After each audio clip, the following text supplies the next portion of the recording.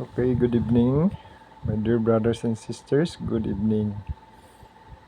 May share tayo. Ecclesiastes 1:18. Maraming hindi maniwala nito eh. Pero totoo to. Sapagkat sa maraming karunungan ay maraming kalungkutan at siyang nagpaparami ng kaalaman ay nagpaparami ng kalungkutan. Wow. Maraming hindi maniwala nito. So bakit kaya ganito? So ang sino man naghahangad ng maraming karunungan ay marami ding kalungkutan. Bakit? Okay gaya, my dear brothers and sisters, ganito yan. Ang purpose ng Panginoon ay upang magkaroon tayo ng joy in times of trials and persecution. Si joy, without higher quality ng patience, wala ring joy in facing challenges in life. So, kailangan maraming pagsubok maraming pagsubok ang dadaanan ng taong gustong magkaroon ng maraming karunungan. Maraming pagsubok ang kanyang dadaanan upang ang pagsubok na to ay ang kalungkutan sa pagsubok na to ay ma-convert niya into joy. Kina-challenge siya dito kung paano niya i-convert yung mga yung mga challenges sa buhay niya upang magiging joy ito. So, ito yung meaning nito, na ang mga naghahangad ng maraming karunungan ay marami ding kalungkutan. So, maraming challenges ang darating sa mga taong gustong magkaroon ng maraming karunungan. Maraming pagsubok. So, in times of mga debate. So susubukan siya. Maraming ipapadala ng kaaway upang subukan kung siya ba ay iinit ba ang ulo niya o hindi during debate, dahil ang mainitin ng ulo ay tawag dito, hindi na natin direkta sabihin yung baka nakita nyo sa ibang post ko, ang mainitin ng ulo, hindi talaga hindi talaga naliligayahan ng Panginoon yan, dahil ang bunga ng ating relasyon sa Panginoon ay ang pagkaroon ng patience. At ang patience na yan ay hindi pwede patience lang, kailangan palagi kailangang aabot yan sa mataas na uri ng patience, pataas habang tumatagal sa pagsiservisyo sa Panginoon. So, kailangan natin ang patience. So, ang sabi sa parang sa anong tawag nito? Sa sulat ni Solomon, Proverbs 14:29 ata yun. So, kung hindi na ako nagkamali.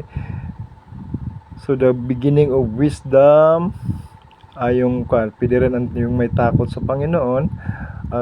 The beginning of wisdom ay yung pagpakumbaba. So, maraming nakasulat dyan. So, kailangan natin, kung gusto natin magkaroon ng wisdom, ay kailangan natin ng patience.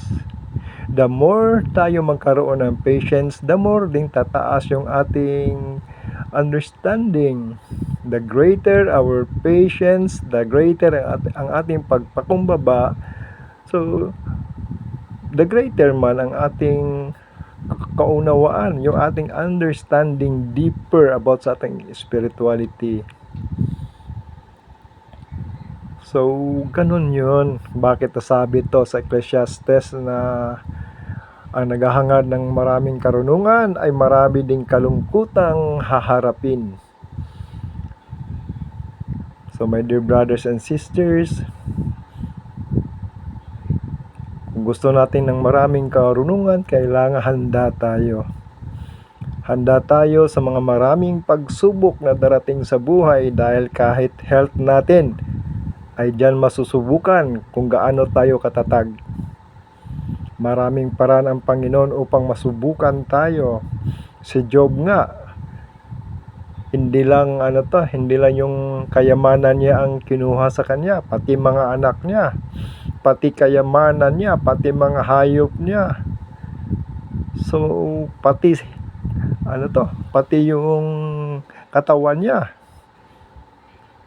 Grabing pagsubok. Pero sabi ni Job, sabi niya sa kanyang asawa na magpapasalamat lang ba tayo sa panahon ng kahirapan? Dapat din tayo magpasalamat. My dear brothers and sisters, magpasalamat tayo sa panahon ng mga di kaaya-ayang panahon. So, halimbawa, nadapa tayo, napilay. Lord, thank you Lord, napilay ako. Nadapa ako, thank you Lord. Dahil hindi yun, hindi aksidenteng nadapa tayo, hindi aksidenteng napilay tayo. May purpose ang si Lord dyan.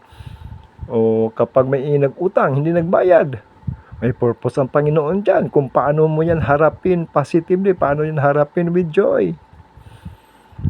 So, maraming paraan ang Panginoon. Kaya, magpakumbaba tayo dahil ang totoong may relasyon sa Panginoon ay nagkakaroon ng pataas na patience. Ang totoong may relasyon sa Panginoon ay nagiging pabuti ng pabuti ang kanyang ugali. So Luke 15 nakalagay dyan, Luke 8:15 nakalagay na ang bunga na makikita kaagad sa mga totoong anak ng Diyos ay yung patience. So kung ang iyong paniniwala ngayon, ang iyong nilalakaran ngayon ay hindi nagpo-focus paano magkaroon ng patience, ay umpisahan mo na. Dahil ang totoong may relasyon sa Panginoon ay nakikitaan talaga ng matataas na uri ng patience. At kapag hindi pa yan nakikita sa iyo, ang patience, yung tawag na patience in every aspect na ating life, kailangan meron tayong patience, meron tayong joy. Yun ang ating hingiin sa Panginoon palagi, ang pagkaroon ng patience upang magkaroon tayo ng joy and facing mga difficulties sa ating buhay. So my dear brothers and sisters, dyan tayo mag-focus. Ang i-focus natin paano tayo magkaroon ng pataas na pagbabago sa ating mga ugali. Dahil kung hindi natin yan ginagawa, iba na yan. Dahil ang nakalagay, ang mga totoong anak ng Diyos ay nagbubunga ng patience. Patience na maghahatid sa atin upang harapin ang bawat pagsubok with joy. So, yun lang isi-share ko, my dear brothers and sisters. Thank you. Bye-bye. And may God bless us all.